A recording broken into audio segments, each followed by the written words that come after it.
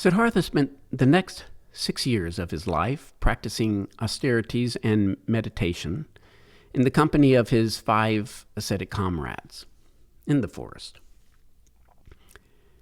Having accepted these yogis as his teachers, his gurus, he followed their advice by denying the physical urgings of his young and beautiful body, and by fasting and subsisting on meager portions of roots and nuts. These efforts eventually reduced his body to a bag of skin and bones. But as it turns out, Siddhartha's 6 long years of practicing austerities yielded little fruit in liberating him from suffering. He just kept on suffering. These years did serve the prince, however, in demonstrating that self-mortification and long bouts of meditation were not an effective means to fulfill his goal. Thus, Siddhartha decided to abandon the penance grove of his 5 ascetic friends to pursue the Majjhima Pratipada, which is to say the middle path to achieve enlightenment. This important turn of events establishes a clear-cut distinction between Buddhist and Brahmanic approaches to yogic practices, as it recognizes that neither self-mortification nor the overindulgence of one's sensual desires can successfully serve the spirit in attaining liberation from the cycles of rebirth. Only a middle path that lies between these 2 options can serve that purpose. For after all, Siddhartha had already become an adept in both of these ways of life, having lived as both a pampered prince and a full-bore ascetic. And as fate would have it, Siddhartha's decision to moderate his methods brought immediate results. The prince made his way to the pure and lotus-laden banks of a river and immersed himself to bathe his haggard body. There he decided to break his 6-year fast. And the earth itself, the goddess of the earth, was agreeable to this plan because trees that lined the river's banks recognized the arrival of the ambitious prince and respectfully lowered their branches to assist him in washing years of grime from his filthy body. Little did Siddhartha know at this moment that he was soon to become a full-blown Buddha. And how?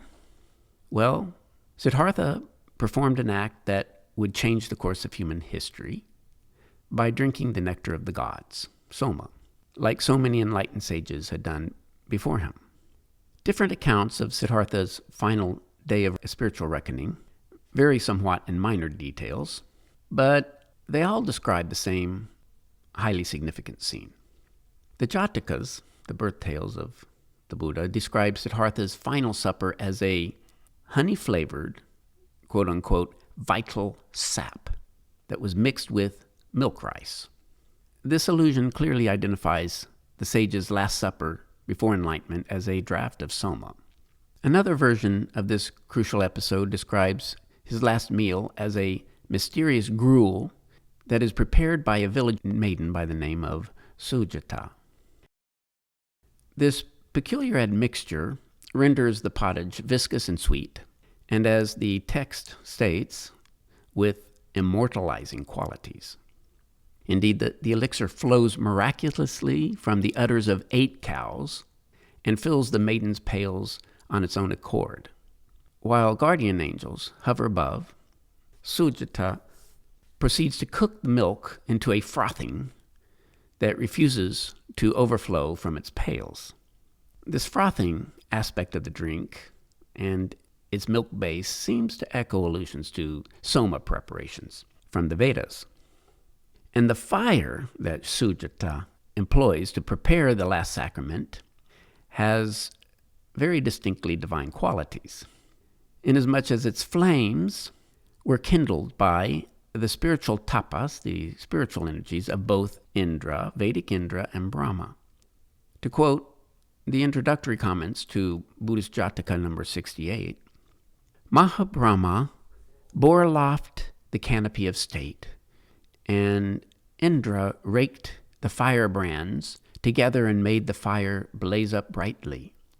As a man crushes honey out of a honeycomb that has formed around a stick, so the deities, by their superhuman power, collected an amount of vital sap sufficient for the sustenance of the gods and of men, of all the 4 great continents, and their 2,000 attendant isles, and infused that sap into the milk rice.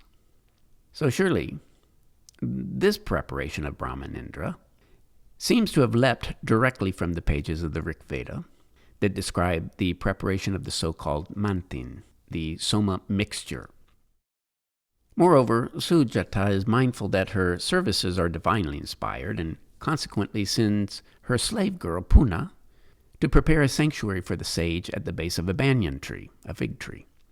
When that maiden approaches the tree and notices that the bodhisattva has become illuminated by a golden light radiating from his body, she's overcome with joy and delivers a golden dish of amrita, they say, this is the name for Soma, to Siddhartha.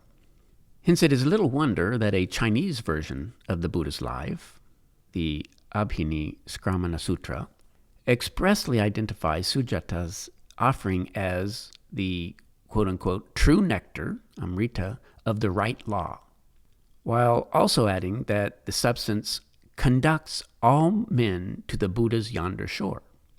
So once again, these inferences are entirely consonant with Vedic references to the Soma beverage and its ability to confer prehistoric priests to the plant's distant shores. After Siddhartha receives the offering of the elixir, he proceeds to the banks of a river. As they say, just as many thousands of future Buddhas before him had descended on the day of their complete enlightenment, and there he washed off his filthy body. Siddhartha then takes his seat beneath the fabled tree of awakening, where he enters the state of mahasambodhi, a sort of trance that precedes his experience of nirvana, a Buddha's achievement of immortality. In a slightly different version of this momentous event, the Buddhacharita maintains that the Bodhisattva received a golden vessel of milk rice from Nandabala, the daughter of a local chieftain. This maiden is said to bear a close resemblance to the goddess Yamuna, this being another lotus-formed rivering deity, that is the goddess of the river Yamuna, that was commonly identified as the sister of the Vedic goddess Sarasvati. And it so happens that a mighty serpent by the name of Kala, the Dark One, watched as the lotus-eyed prince drank the immortalizing gruel and climbed upon his Bodhi throne, his lotus throne, to attain immortality. So again, the persistence of Soma motifs and allusions is recurrent. What with the presence of a dark rivering serpent, a golden vessel of milky liquid, and a lotus-eyed prince that will soon attain immortality. The Lalita Vistara, on the other hand, introduces an interesting digression in the tale, which can only be interpreted as a veiled allusion to a Soma sacrifice. For when Sujata presents the golden bodhisattva a golden vessel that has been filled with the milk and honey herbal mixture, he takes his divine food in hand and advances toward the sandy banks of the river of Nagas. There he is offered a quote-unquote jeweled throne by the daughter of a serpent king, onto which Siddhartha ascends before consuming his immortalizing milk gruel. The sage then casts his emptied vessel into the waters and watches as a divine serpent by the name of Sagaru emerges and spirits the precious object away to his underwater abode. As is always the case, the gods are close at hand and become outraged by this impertinent act of a river serpent, an Ashura. And so, in keeping with Vedic tradition, Indra, the Vedic storm god, proceeds to assume the shape of a solar eagle, Garuda, with a thunderbolt, a vajra, in his beak, and assaults the disrespectful dragon. In this case, however, the famous wielder of the bolt proves unsuccessful in this attack. So Indra decides to assume the form of a beggar, and in this disguise, meets with success, they say, by convincing the serpent to merely donate the bowl to a needy mendicant himself. As a result, peace is restored on the banks of the river of Nagas. So bearing in mind that the Lalita Vistara is perhaps the oldest known biographical source of the life of Siddhartha, we can be sure that early Buddhist communities recognize the significance of Indra, Garuda, the serpent Nagas, and thunderbolts in the deliverance of elixir of immortality, which they call the vital sap. Because we encounter, in fact, a portrayal of Garuda seizing a Vedic serpent demon on a lotus stem railing on a first century stupa at Amaravati in central India. And it's probably not by coincidence that this particular site, Amaravati, bears the name of what Brahmanic traditionalists refer to as Brahma and Indra's paradise. Amaravati meaning, according to the Vishnu Purana, the place of Amrita, Soma. The ingestion of Soma in Buddhist tradition does not result in an instantaneous realization of Nirvana. A bodhisattva must first take full command of his mounting spiritual insights and then overcome the most powerful adversary of all enlightened beings, this being the powerful god of life and death. This would be Mara, his name deriving from a Sanskrit word for death. Known, however, also by the titles of Kama, lust, as Maya, creator or deluder, the title Yama, meaning the Vedic god of death who judges those who have passed, and Namuchi, the title of a Vedic dragon. Mara, the god of death, is the arch-rival of all Buddhas to be. He is an oriental Satan, an adversary, so to say, that wields power over humanity by provoking human beings to long for wealth, beauty, power, and personal aggrandizement. You know, basically what we refer to as success. But unlike Vishnu and Shiva, Mara is capable of creating and destroying living beings with his powers of Maya, hence his nominal and mythic relations with the Vedic Asuras in Buddhist mythology. He and his troop of, well, scary-looking, dangerous goons are seen assaulting the bodhisattva here as the Buddha enters the state of mahasambodhi. Mara is not a transcendental deity, since his activities and powers relate generally to the realms of living creation in Buddhist doctrine, this being, in their view, the greatest of all human delusions. This perspective is perfectly consistent, of course, with early Vedantic philosophies that obviously served as metaphysical models for the cult of the Buddha and for the establishment of Buddhist doctrine, the Dharma. For it is within the wheel of life that Kama, lust incarnate, aka Yama, the final judge of the living, exercises his earthly powers with everlasting success, thereby maintaining a steady flow of procreative and dying creatures in the ever-turning world wheel of life, wheel of existence. Lust conceives life, and life is envisaged in Buddhist doctrine as a self-perpetuating march toward one's inevitable suffering and death. So death incarnate, Mara, is often surrounded by a host of diabolical asuras. He's trouble. He conventionally calls these fiends to action at the moment a bodhisattva approaches a lotus throne, the Bodhimanda, the wheel of awakening. For lust is an effective means to thwart the efforts of a bodhisattva, the temptations of pleasure, and to beguile mortals into believing that the powers of nature are more powerful, or indeed more desirable, than the experience of transcendence.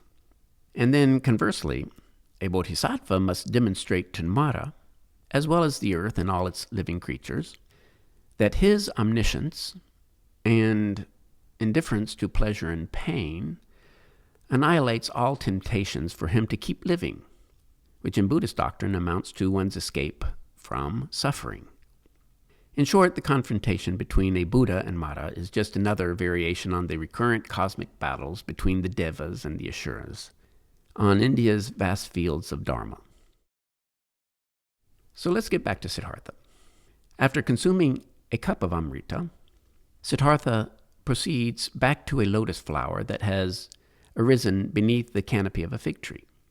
He mounts this flower and draws his legs together within its petals, as the Buddha Charita says, like the coils of a serpent, what we refer to as lotus position in modern yoga practices. This image seems to relate indirectly to an ancient stele from the Indus River that was manufactured some 1,500 years earlier than the authorship of the Lalita Vistara. Yet it brings together a number of symbolic elements that were often employed, as we note in our video on early Buddhist symbolism, on early stupa altars at Sanchi, Bharut, and Amaravati. Long before the Buddha's hair, fingernails, and bones were laid to rest inside the burial mounds of these important Buddhist pilgrimage sites, Indus River inhabitants were combining images of a fig tree canopy with a lotus pillar that bears two opposing tendrils many, many centuries earlier. Mara became alarmed at Siddhartha's ascent onto his wheel of awakening, the lotus flower, and therefore drew close to the golden sage in order to tempt him with supposedly better alternatives. His first temptation is to offer Siddhartha kingship over the entire universe, but only if he would step down from the lotus wheel of awakening. This enticement proved ineffective, however, since the awakening mind of the sage remained unperturbed by delusions of grandeur. And after all, Siddhartha had already enjoyed the life of a king-to-be before he renounced his interest in his father's throne. But Mara is a persistent devil, and so he then assumed the aspect of the god known as Kama, lust incarnate, and advanced toward the sage with a quiver full of floral arrows to incite the yogi's sexual passions. He recalls the occasion in which Shiva had fallen victim to the beauty of Parvati on Mount Kailasha on account of Kama's insightful, passionate floral arrows. And so Kama, aka Mara, in this scene, conjures up the illusion of his three seductive daughters, whose names are Delight, Thirst, and Discontent. But when these voluptuous lotus nymphs approached the lotus-eyed bodhisattva with amorous intentions, they were politely spurned. So the daughters of Mara, the daughters of lust, had no option but to depart, and in so doing wished the prince success in his spiritual deliberations as a farewell. So, after temptations of power and then lust and beauty proved fruitless for the god of love/death, Mara resorted to incitements of fear. He called forth an army of Asuras that are armed with tridents and goads. These demons transformed themselves into ghoulish lions and boars, fishes, horses, and elephants, many with fires burning from their hair. This theme has always been a popular theme in Buddhist art because we humans just apparently cannot get enough of this scary stuff.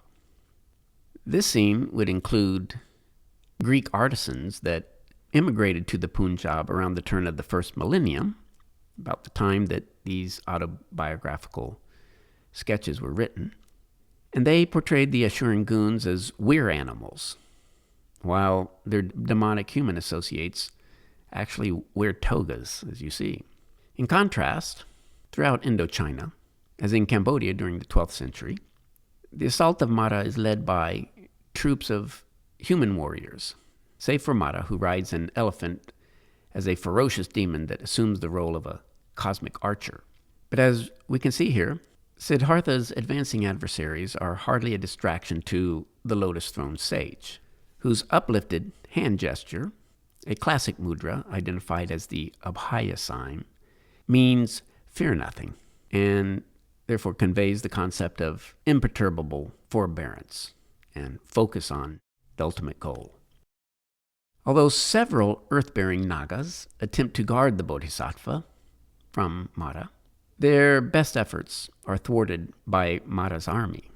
When one of Mara's fiends rises into the sky, like the sun rises to the top of Mount Meru, Lotus Mount Meru, and throws red coals at the sage from on high, the Bodhisattva simply displays his own magical powers of Maya and transforms the barrage of incoming cinders into red lotus petals.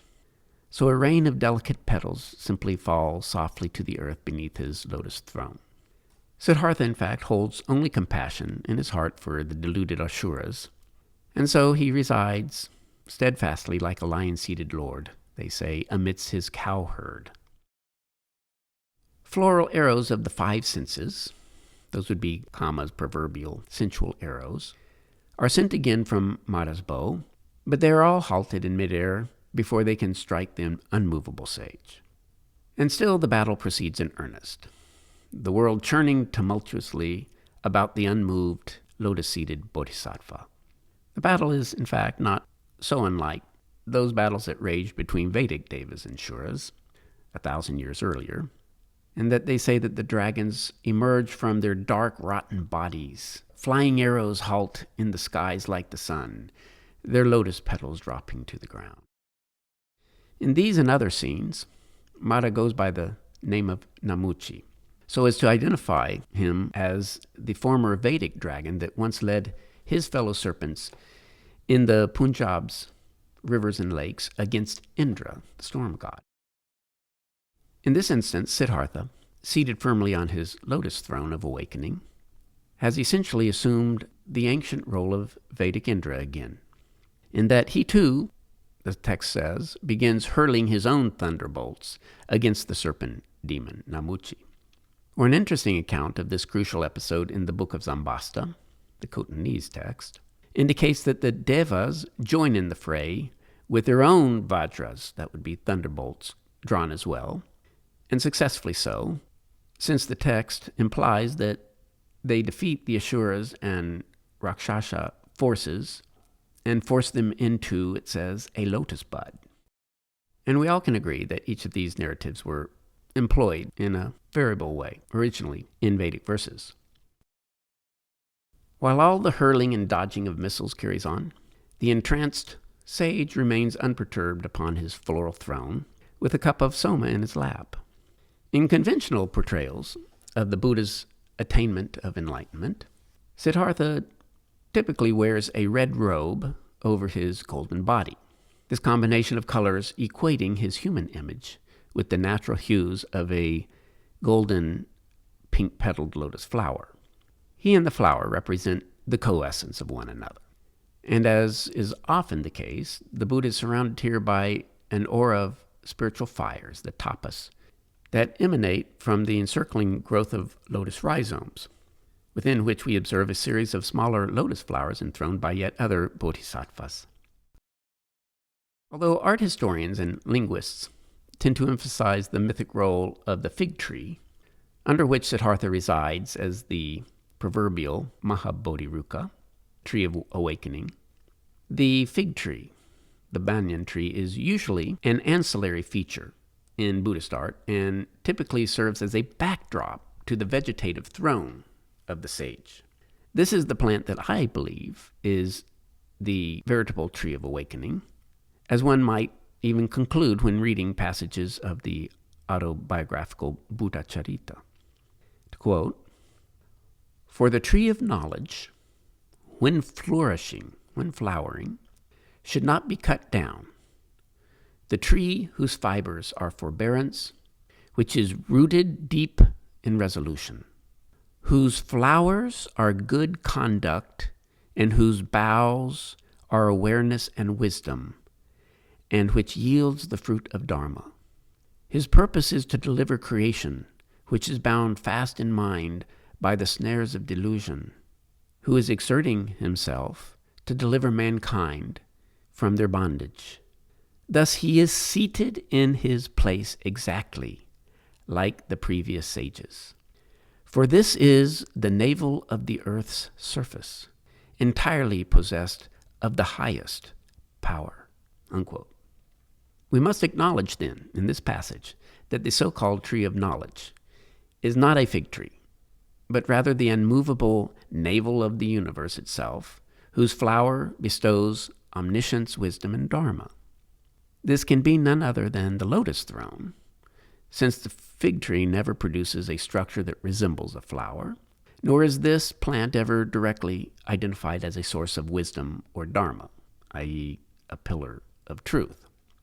Like Soma, the plant god of the Vedas in past eras, this pillar represents the navel of the cosmos, a veritable axis mundi for the Buddha and his truth, and it is surrounded, of course, by a golden light that illuminates this enlightening event. We're talking about a lotus flower. Because Mara is the architect of life and therefore the fashioner of the Buddha's floral support, flower is living, the god of lust and death considers himself to be the appropriate occupant of Siddhartha's floral throne. But the bodhisattva is unmovable, and finding this to be the case, Mara then tries a different tack. He conjures up a darkness that engulfs the entire earth in hopes that the truth of the bodhisattva will go unseen by the devas and living creation. This darkness is dispelled, of course, by a divine light that emanates from the Buddha sun, they say. This allusion presumably referring to the wondrous flower that has awakened with the enlightened mind of the sage. Now, as Siddhartha approaches the endpoint of material existence, or I should say perhaps the delusion of material existence, and enters ever deeper into trance, he envisions the countless existences that he had experienced in past lives. And he begins to gaze upon and contemplate the nature of his own self, his Atman or Atta, through what is described as a clear and unsullied mirror. Quote the Buddha Charita, "Then by that divine, perfectly pure sight he beheld the world as in a spotless mirror. As he saw the various transmigration and rebirths of the various beings with their several lower and higher merits from their actions, compassion grew up more within him. These living beings, under the influence of evil actions, pass into a wretched world. These others, under the influence of good actions, go forward into heaven." In that unblemished mirror, Siddhartha receives another profound revelation when he recalls the lives that he formerly led as an elephant man, as a lion man, a bull man, and as a lotus man. In Buddhist tradition, however, Siddhartha is destined to surpass even these godlike forms by entering into a perfected state of consciousness. For the mirror image of the Buddha's former material selves was interpreted by Siddhartha as none other than Mara, the world's creator and destroyer of creatures, of delusions with distinctive names and forms. In Mara, in the mirror, he saw the crystalline image of birth and death, and the unceasing self continually returning to the currents of samsara, life's stream, as a result of recurrent desires and delusions. Or in the words of the tale's author, Ashvaghosha, "Desire starts into activity when produced from sensation. The attachment to existence springs from desire. From this attachment arises continued existence. Birth is produced where there has been a continued existence, and from birth arises old age, disease, and then rest. And scorched by the flame of old age and disease, the world is devoured by death." Ultimately, the sage fractures, they say, his quote-unquote shell of ignorance and begins to glow with a golden light upon his lotus throne, thus becoming a veritable king of Dharma, or a Brahma Bhuto, a person become as Brahma. The image fits very precisely because Siddhartha has attained to a place known as Brahmaloka in Brahmanic tradition, which is the ancient seat of the gods, a lotus flower. At this point, Mara attempts to employ his most powerful and effective distraction, and that would be the delusion of one's own self, i.e., the ego that a person reflects upon while peering into a mirror, this being a well-known metaphorical theme in the Upanishads. So when the Buddha looks into the mirroring waters below his lotus flower, he actually envisages the presence of evil Mara when he sees his human face. Mara being the creator of life and death, instead of his own personal identity. And upon seeing this, I guess you could say the angels begin to sing. At the very moment, the Buddha banishes all residual thoughts from his awakening mind. Siddhartha has finally attained his great awakening, mahasambodhi, and he passes out of samsara by denying the relevance of anyone's perceptions of an individual self in a specific name and form. Now an arhat, a Sanskrit term for an accomplished person, an accomplished muni, sage, Siddhartha will no longer be addressed as prince or as a human being, for he has finally passed beyond the human condition and has become a full-blown bodha, a floral embodiment of awakenment. The Buddha then peered inwardly to envision his cosmic history with his divine eye, presumably the same eye that was used in the past by Vedic Soma, Vishnu, and Shiva, but now drowned in a divine sensation of emptiness, i.e. bliss, while thinking to himself, yet by far the highest bliss of all is to quit the falsest of all illusions, the illusion of I am. And in this expression, the subject I is key. There is no I to the exclusion of anything else. For upon comprehending that material existence and notions of self are only illusions, the Buddha pronounces his victory with a gesture that is really charged with paradox. The enlightened sage turns one of his hands downward to touch the mire of the earth, and he beckons the mother of material existence, the earth goddess Bu, to bear witness to his spiritual accomplishment. Posing for a moment in what they call the earth witness gesture, the Bhumi Parsha Mudra, with one hand to the ground and one in his lap with the palm extended upwards to denote the mudra known as the samadhi movement, meaning trance, the fully consummated sage summons the grounding of material creation to verify he has overcome the god of death and overcome the embodiments of life's delusional maya.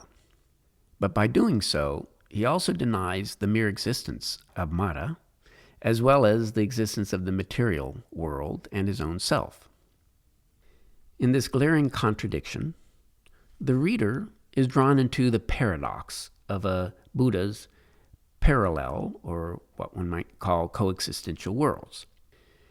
An earthly realm in which a perfected lotus rises and falls, and a superconscious realm of the mind and its mindlessness after becoming one with the flower. This mindset is apparently detached from all perceptions of materiality, motion, and time. It's a blissful emptiness. So this is it. Pretty heavy stuff.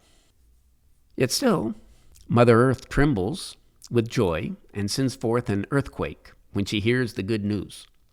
She then expresses her gratitude to the newly arrived God of Gods. In fact, it borrows from any number of hymns that were formerly dedicated to the Vedic plant god Soma.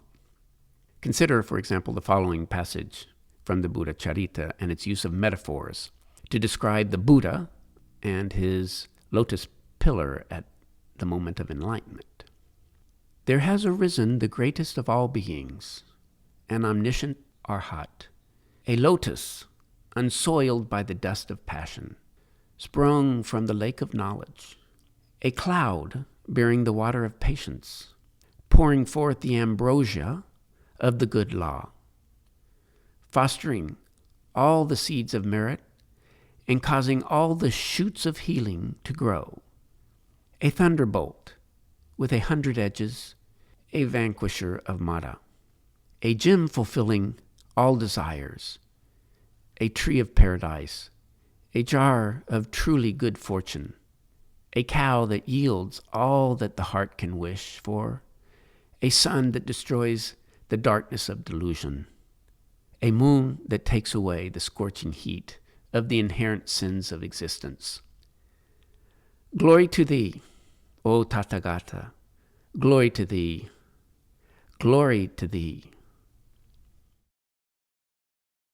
I count a minimum of 10 Vedic metaphors that pertain to Soma Pavamana in this very brief passage. And what a proclamation. At that moment, there is a cause on earth for rejoicing, because creation has finally been shown the way to escape desire and pain. Then and there, the blind are given sight, the deaf recover their hearing, cripples are able then to walk again. And true to form, all of these good omens are the same earthly impressions that are experienced during Soma sacrifices in Vedic sources. Consider a passage from the 15th hymn of the Rig Veda's 2nd chapter that circumscribes the impact of the Soma drink on Indra and his devotees as follows. The cripple stood erect, the blind beheld them. These things did Indra while in Soma's rapture. So yeah, sounds suspiciously similar to later Buddhist verses, does it not? The earth has, at least for a moment, become, indeed, a paradise. To quote one of the Buddha's birth tales, trunk lotuses bloomed on the trunks of trees, branching lotuses on the branches of trees, vine lotuses on the vines, hanging lotuses from the sky, and stalk lotuses burst through the rocks and came by the sevens. In Southeast Asia, Mother Earth, a beloved goddess to many, plays an important judgmental role in the grand scheme of the Buddha's enlightenment.